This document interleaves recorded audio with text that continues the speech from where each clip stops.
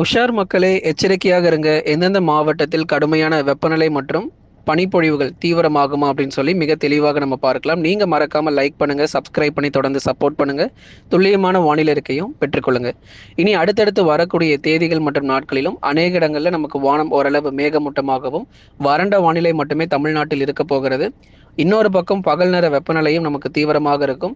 வரக்கூடிய பிப்ரவரி மாதம் 20ஆம் தேதியிலிருந்து, அதாவது குறிப்பாக அடுத்து வரக்கூடிய 20ஆம் தேதியிலிருந்து படிப்படியாக நமக்கு வெப்பநிலை அதிகரித்து அதிகாலை நேரங்களில் பனிப்பொழிவும் ஒரு பக்கம் கொஞ்சம் கொஞ்சமாக நமக்கு குறைஞ்சிட்டே போயிடும்.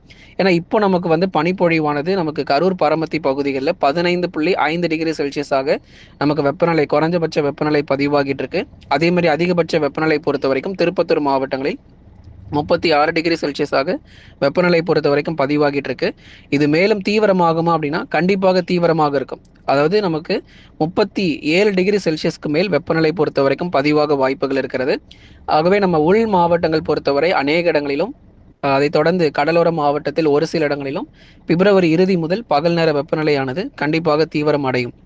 டெல்டா மாவட்டங்கள், தென் மாவட்டங்கள், குறிப்பாக டெல்டா மற்றும் தென் மாவட்டங்களிலும் கணிசமாக வெப்பநிலை பகல் நேரங்கள் அதிகரிக்கும். இயல்பிலிருந்து கூடுதல் வெப்பம் உறுதியாக பதிவாகும். வரக்கூடிய பிப்ரவரி இறுதி முதல் இயல்பிலிருந்து 2 முதல் 3 டிகிரி செல்சியஸ் ஆனது கூடுதலாக வெப்பம் பதிவாகும். அதே போல மார்ச் மற்றும் ஏப்ரல் மாதங்களில் இயல்பிலிருந்து 3 டிகிரி செல்சியஸ் வெப்பம் அதிகரித்து காணப்படும்.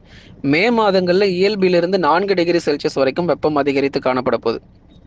ஆக மொத்தம் தமிழ்நாடு முழுவதும் பெரும்பாலான மாவட்டங்களில் பகல் நேர வெப்பநிலை பொறுத்த வரைக்கும் ரொம்பவே தீவிரமாக இருக்கும் அப்படிங்கிறத நம்ம மிக தெளிவாக சொல்லிட்டோம். அதை தொடர்ந்து கடலோர மாவட்டங்கள் சென்னை முதல் கடலூர் வரை இருக்கக்கூடிய அனைத்து கடலோர பகுதிகளிலும் அநேக இடங்களிலும் பரவலான மழை பொழிவுகள் உறுதியாக இருக்குமா அப்படின்னா கண்டிப்பாக இல்லை. வானம் ஓரளவு மேகமூட்டமாகவே இருக்கும். வரக்கூடிய மார்ச் மாதத்திலிருந்து நமக்கு குறிப்பாக நிறைய தாழ்வு பகுதிகள் வங்கக்கடல் பகுதிகளில் உருவாக போது தமிழ்நாட்டிற்கு கிடையாது. தொடர்ந்து மேற்கு வங்கம் மற்றும் வடக்கு ஆந்திரா பகுதிகளுக்கு ஒரு மழை வாய்ப்பை நிச்சயமாக இந்த மார்ச் மாதத்தில் இந்த வருஷம் கொடுக்க போகுது. ஏன்னா அடுத்தடுத்த தாழ்வு பகுதிகள் நிறைய உருவாக போகிறத நம்ம பார்க்க போகிறோம். வங்கக்கடல் பகுதிகள் மற்றும் அரபிக்கடல் பகுதிகளிலும் அடுத்தடுத்த தாழ்வு பகுதிகள் இப்போ இனி வரக்கூடிய அந்த மார்ச்சுக்கு அப்புறம் உங்களுக்கு ஒன்றன் பின் ஒன்றாக ஒரு சில இடங்களில் உருவாக ஆரம்பிக்கும்.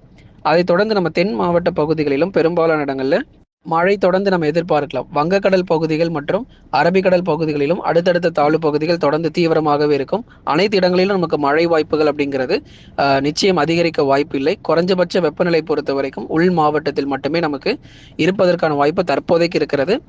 அதுக்கப்புறமா நம்ம உள் மாவட்டங்களை தொடர்ந்து கடலோர மாவட்டங்களிலும் அநேக இடங்களில் இப்போ அதிகாலை நேரங்களில் நமக்கு அந்த பனிப்பொழிவுகள் எல்லாமே நமக்கு குறைந்து தொடர்ந்து நமக்கு வெயிலுடைய தாக்கம் மட்டுமே அதிகமாக இருக்க போகிறது.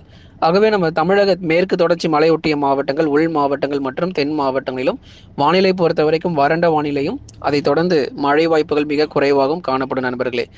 ஆகவே வெயிலுடைய தாக்கம் அதிகமாக இருக்க போகுது அப்படிங்கிறதுனால தயவு செய்து உஷாராக இருங்க. பகல் நேரங்களில் வெளியே செல்கிறத பெரும்பாலும் தவிர்த்து கொள்ளுங்க. லைக் பண்ணுங்க, மறக்காம சப்ஸ்கிரைப் பண்ணி தொடர்ந்து சப்போர்ட் பண்ணுங்க.